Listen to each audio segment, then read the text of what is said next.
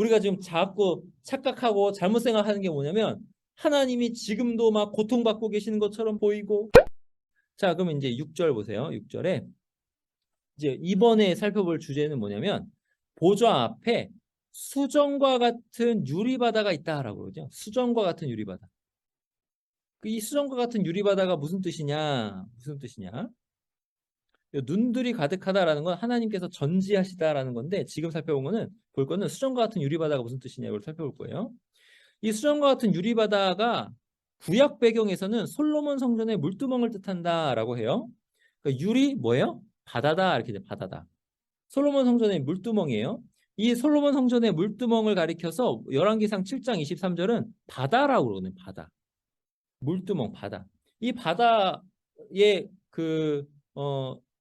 용도는 뭐냐면, 그 용도는 그 물을 이렇게 퍼다가 재물을 씻는 용도거든요. 씻는 용도예요. 바다가 있다. 왜요? 자, 그러면 요걸 또 계속 좀 살펴볼게요. 요 바다의 의미를 조금 더 살펴볼게요. 솔로몬 성전의 앞에 물두멍이 있잖아요. 이 물두멍. 자, 물두멍은요. 여기 먼저 보시면 이게 하나님의 보좌가 이렇게 있잖아요. 보좌가 이렇게 있는데 이 펜이 안 돼가지고 손으로 써가지고 너무 글씨가 이상하다. 글씨를 안 쓸게요.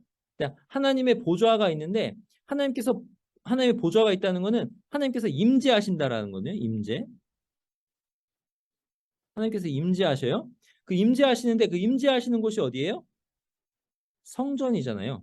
그럼 성전 앞에 물두멍이 있어요. 그럼 그 물두멍에서 뭐가 일어나냐면 씻는 일이 일어나죠. 씻는 일. 씻을 때 재물을 씻는다 그래요. 그 재물을 어디를 씻냐면 재물의 내장과 정강이를 씻거든요. 그럼 재물의 내장을 씻었다는 건 뭐냐면 재물이 죽었다라는 거죠. 재물이 죽었다. 그럼 재물이 죽어서 하나님께 올라가잖아요. 이 바다라는 의미, 씻는다라는 의미는 그런 뜻이에요. 그걸 가리켜서 고린도전서 10장에서는 뭐냐면 고전 10장 2절에서는 사도 바울이 뭐라고 하냐면 이스라엘 백성들이 홍해를 건넜는데 그거를 세례받았다라고 하거든요. 출애굽한 이스라엘 백성이 홍해를 세례받았다. 모세에게 속하여 세례받았다 이렇게 말해요. 이 말은 무슨 뜻이냐면은 애굽의 신분이 죽고 이 사람들은 더 이상 애굽의 노예가 아니에요. 이제는 모세의 소속이 되었다라는 소리거든요. 이 말은 신약에서는 무슨 뜻이냐면 세상 소속에서 죽고 교회 소속이 되었다란 말이에요. 죄의 소속, 악의 소속에서 죽고 아담 소속에서 죽고 예수 그리스도 소속이 되었다는 거예요. 죽음 소속에서 생명 소속이 되었다는 거예요. 이게 바다라는 뜻이죠. 근데 이거랑 연결돼서 홍해라는 뜻이 있어요. 보좌 앞에 수정 같은 유리바다의 배경이 홍해라는 거죠. 여기 보시면 그게 어떻게 되냐면 불이 섞인 유리바다가 나오잖아요. 불이 섞인 유리바다. 근데 유리바닷가에서 누가 있냐면 짐승과 우상과 이름의 수를 이기고 벗어난 자들. 이겼다. 이긴 자들이 거기 있는 거예요. 거기서 이제 하나님을 찬양해요. 찬양하는데 뭘 가지고 찬양하냐면 모세의 노래로 찬양하더라. 근데 이 모세의 노래는 어떤 노래예요? 어린 양의 노래로다. 누가 승리했어요? 어린 양이 승리하셨는데 그 승리의 노래를 모세의 노래라 하더라. 자, 모세의 노래는 어디서 나와요? 모세의 노래? 모세의 노래는 출애굽기에서 홍해 바다를 건너고 그 홍해 바다를 하나님을 시험하면서 애굽 군대가 들어가는데 그 애굽 군대를 홍해가 둘러 엎어버려 가지고 그 군대를 전멸시켜 버리거든요. 세계 최강대군을 다 전멸시켜 버려요. 이스라엘 백성들을 구원하시려고. 그걸 보고 승리했잖아요. 그 승리의 기쁨을 홍해가에서 모세의 노래로 하나님을 찬양하거든요. 그거를 지금 딱 가져와 가지고 얘기하는 거예요. 이 유리바다는 홍해랑 연결이 된다라는 거죠. 자, 홍해바다는 출애굽 때 애국 군대를 전멸시킨 곳이에요. 그리고 이스라엘이 철저하게 승리한 것이죠. 그래서 이제 모세의 노래를 보면 출애굽기 15장 8절에서 보세요. 주의 콧김에 물이 쌓이되 파도가 언덕같이 일어서고 큰 물이 바다 가운데 여기가 중요해요. 엉기나이다. 엉기나이다.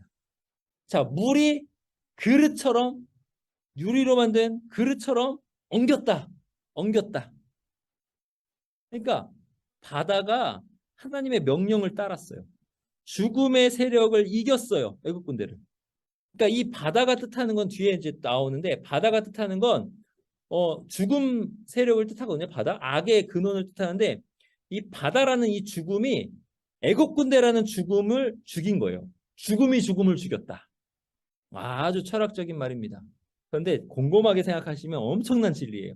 죽음이 죽음을 죽였다. 그렇게 바다는 평정되네요. 유리처럼 잔잔하게 되는 거예요. 근데 죽음이 죽음을 어떻게 죽였어요? 어린 양의 죽으심으로 죽음이 죽음을 죽인 거예요. 그러니까 어린 양이 죽음을 받았잖아요. 그 죽음을 받은 것으로 죽음을 죽이신 거예요. 부활하셔서 죽음이 더 이상 효력을, 죽음이 더 이상 권세를 부리지 못하게 하신 거예요. 이게 죽음이 죽음을 죽이신. 그러니까 예수 그리스도의 죽으심으로 죽음을 죽이신 거죠. 자, 바다. 근데 바다는 하나님을 대적하는 악, 홍해는 바다 괴물의 거처. 그래서 악의 근원으로 나와요. 이사야 51장 보시면은 라함 나오죠. 이거는 바다 괴물이에요. 용 나오죠. 괴물이에요. 근데 바다 나오잖아요. 바다 나오잖아요. 그러니까 바다, 이게 이제 이 바다는 홍해거든요. 홍해 보세요. 구속받은 자 건너게 하시니 여기 홍해잖아요.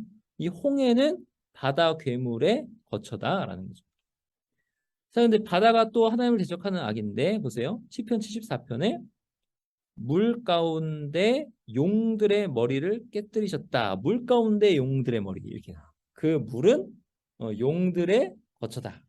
그게 리워야단 이렇게 되죠.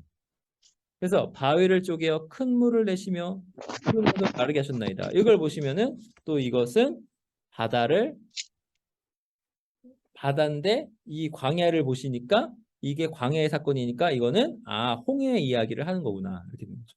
그러니까 바다는 하나님을 대적하는 죽음 세력을 뜻해요. 자, 그래서 보시면 계시록에서도 그게 나와요. 이게 바다가 나오는데 바다로부터 짐승이 올라오거든요. 바다에서 한 짐승이 나오는데 이렇게 되는 거죠. 바다에서 한 짐승이 나오는데. 그러니까는 바다는 하나님을 대적하는 악을 뜻하고 홍해는 바다 괴물의 거처다 이렇게 나오죠. 그렇게 돼가지고 이게 나중에 보면 바다가 다시 있지 않다라고 하는 거예요. 그래서 예수님께서는 어린 양이 되셔서 죽으시고 부활하심으로 악의 세력을 멸하셨습니다. 아까 말씀드린 거예요. 계시록 5장에 보세요. 유다 지파의 사자 다윗의 뿌리가 이겼으니 이렇게 이겼으니 한 어린 양이 서 있는데 일찍이 죽임을 당한 것 같더라. 어린 양이 죽임을 당함으로 죽으심으로 죽음을 죽이고 부활하심으로 죽음의 효력을 다 없애신 거예요. 죽음을 무효케 하신 죽음의 권세를 깨뜨리신 거예요. 그래서 보세요. 사탄이 역사하는 것과 같은 혼돈의 무리, 이 혼돈의 물이 어떻게 돼요? 잠잠하게 되었어요. 유리바다, 수정과 같은 유리바다 이렇게 되잖아요.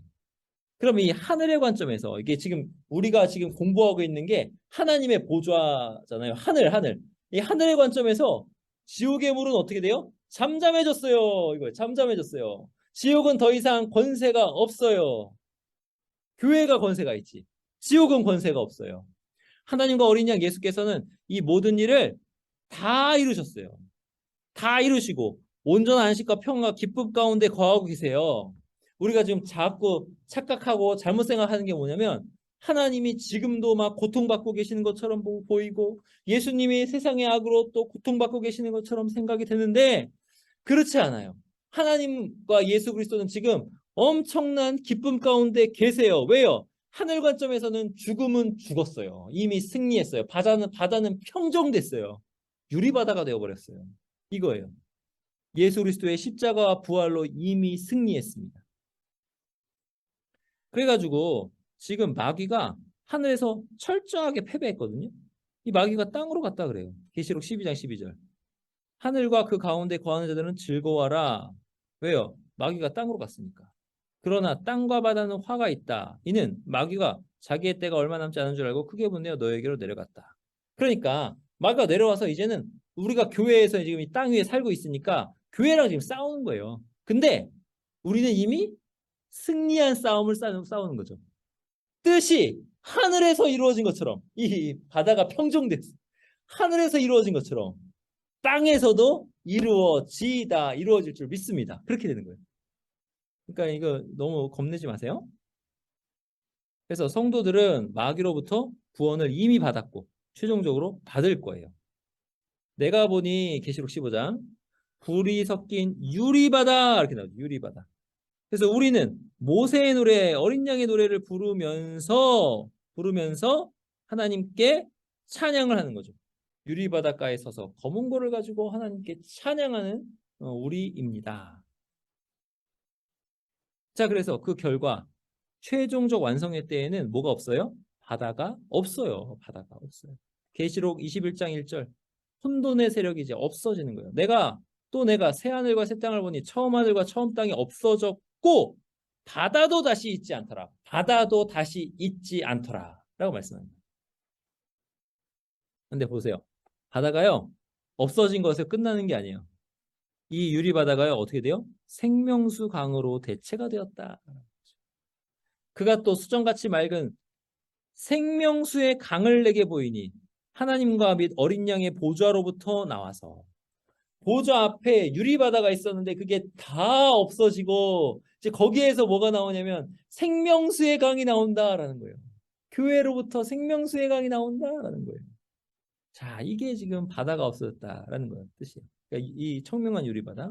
그다음에 이 바다의 푸른색은 뭐냐면 하나님 보좌 앞에 있는 청명한 바닥을 뜻하기도 해요. 청옥을 편듯하였다. 출애굽기 24장 10절에 이렇게 나오죠. 에스겔 1장 보세요. 그 머리 위에 궁창 위에 보좌의 형상이 있다. 궁창 푸른색. 보세요. 남보석 이렇게 푸른색이죠. 자, 사방왕체의 모양 무지개 뭐 이렇게 나오잖아요. 근데 하여튼 푸른색 청명한 바닥을 뜻합니다. 자, 여기 보시면 여기 보세요. 바다 위에 여호와께서 터를 세우셨다. 홍수 때에 좌정하셨다. 하나님의 보좌가 하나님 보좌 앞에 청명한 바닥을 이제 이야기하는 것처럼 보입니다. 근데 이 의미는 다 앞에서 말씀드렸어요.